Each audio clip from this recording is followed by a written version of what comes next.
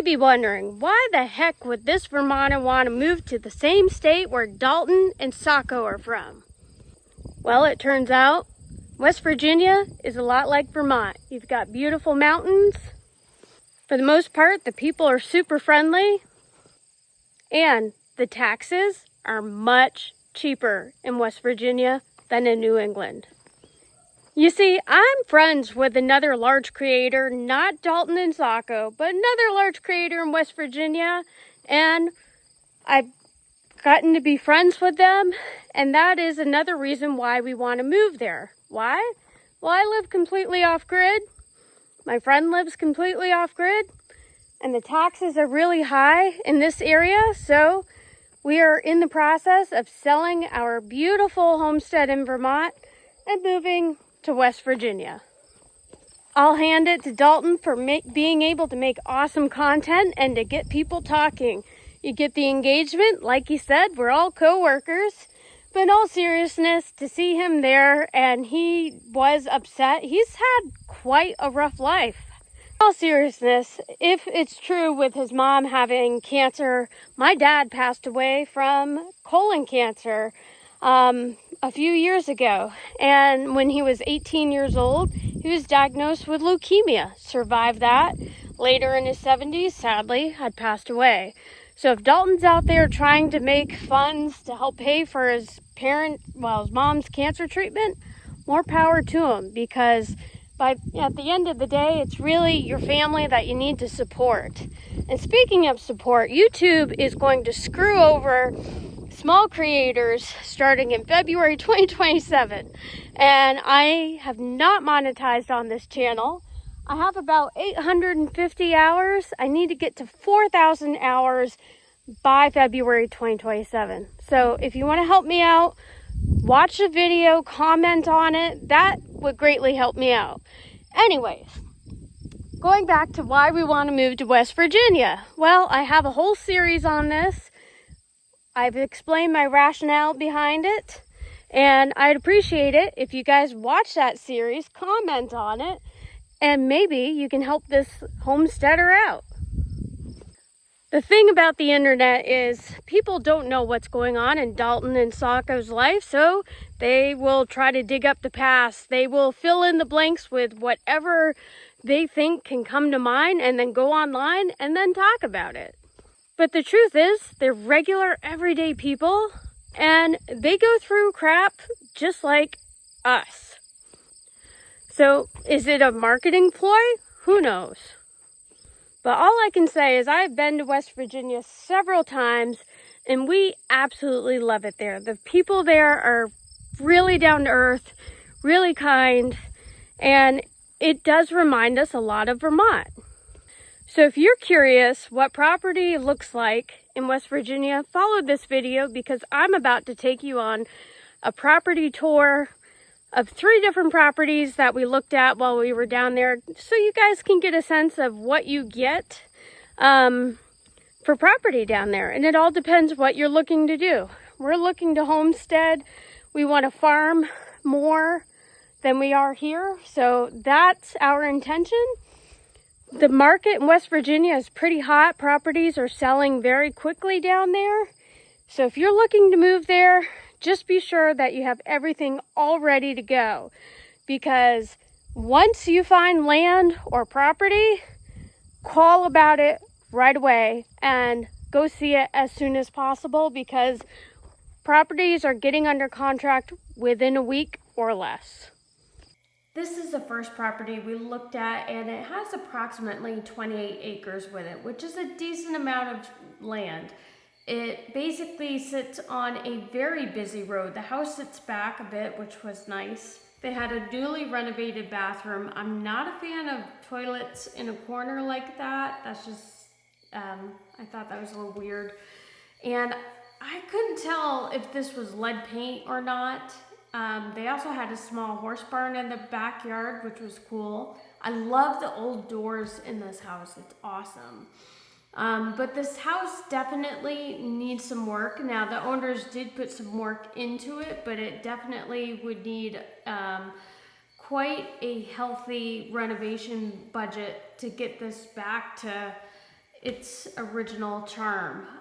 The hardwood floors would need to be refinished. You know, there's areas where there was carpet. We're not a fan of carpet, so we would rip out all the carpet. There was 4 bedrooms in here, and they had like this bonus section off of the house with an additional bathroom, which was kind of nice that they had 2 bathrooms. A lot of these older farmhouses, you're only seeing 1 bedroom. So this was kind of nice to see. But for us, it was just, for where it's priced at right now, it's just beyond our budget. We would have essentially no budget for renovating at all. And, you know, if it was lower price, we would maybe consider it. So this is the kitchen. I like that it's open, but they said they've recently renovated, which I believe to a degree. Like the butcher block is all new. That range looks pretty new. They did add this backsplash, and that is real tile. I was worried that was the fake, but that's real. But I like the layout of the kitchen. Obviously it needs some updating. I love the old farmhouse sink. You see that in a lot of these older farmhouses. But my personal opinion, it is overpriced for what they're asking for it. Has potential, but I would need a big budget for some renovations. Yeah. Be very careful. Nice horse.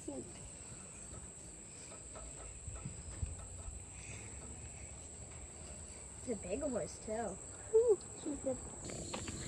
So the house we saw yesterday was, I think it just in general, it was overpriced for what it was. It's a decent sized house. I actually really like the kitchen, the open space. It just needed some work. I loved all of the doors on the house as well. I love old farmhouses in general.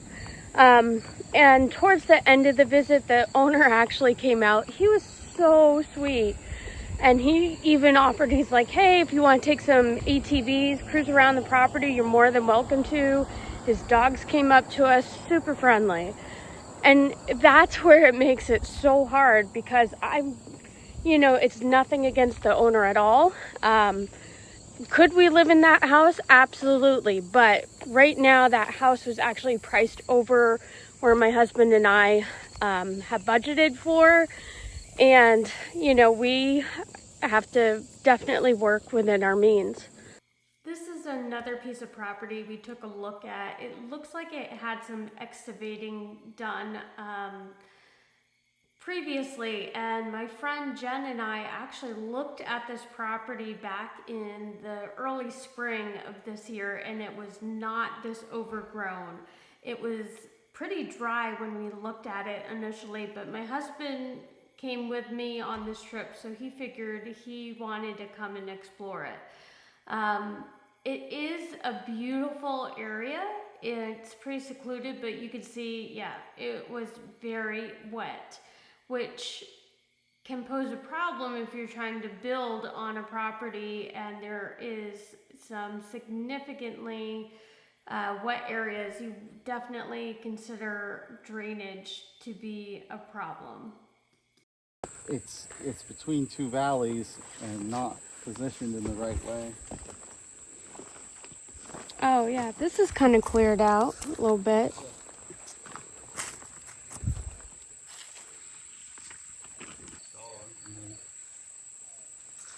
Well, doesn't this property go way down there? Isn't there a house? And a cross. But isn't there a house down there? Butternut.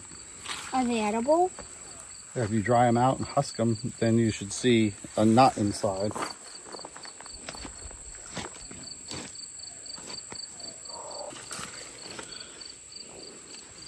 That dog sounds closer. Yeah. Down and up the other side over here. Yeah, well, when Jen and I went down there, you could see a ton of deer. But this looks like what they were, Yeah, they were gonna put something here. because it looks like they've already excavated some of this. But I wonder why they stopped. I think they stopped because of how wet it is. We did walk the property for a little bit, and it just didn't seem like it would have enough sunlight for what we wanted. Now, we don't mind living on a hill. We live up in the mountains ourselves, and we were trying to gauge, okay, could we put a house across the creek? How would you get construction vehicles in? Those are all factors you need to consider when you are looking at sites, especially for off-grid homesteads or building a house in general. It was a very beautiful area, lots of wildlife, but didn't quite work for us. It's beautiful. It's You know. beautiful, but then like not much But I don't have a vision for a farm here. Hunting camp, sure.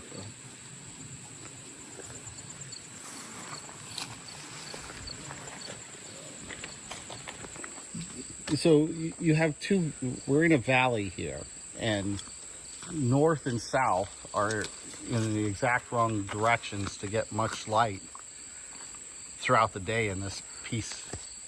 You're going to get probably about 3 hours of light any day, summer, winter, fall, the way this is oriented.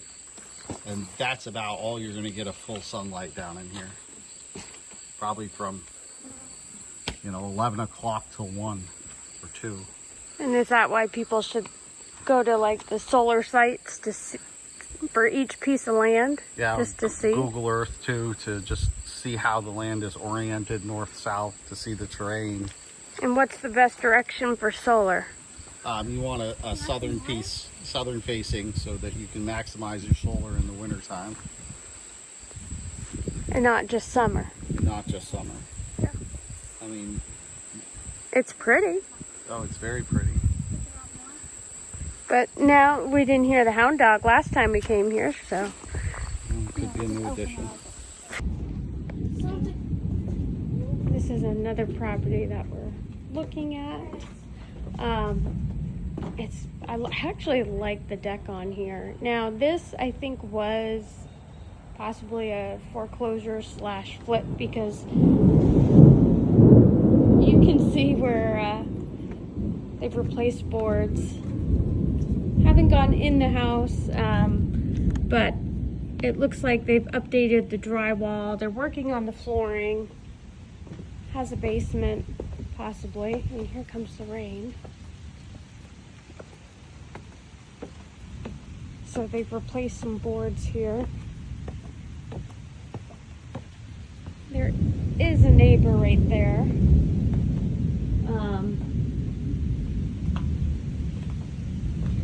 It's about 8 acres of land.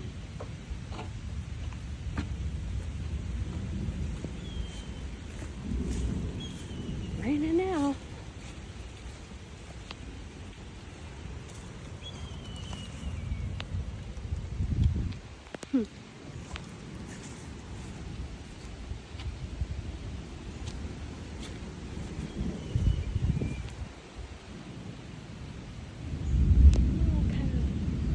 Anyways, so there is some water pooling here. Just all the drainage from there down to the house would be one area of concern. I don't know where Chris went. Oh, he went up here.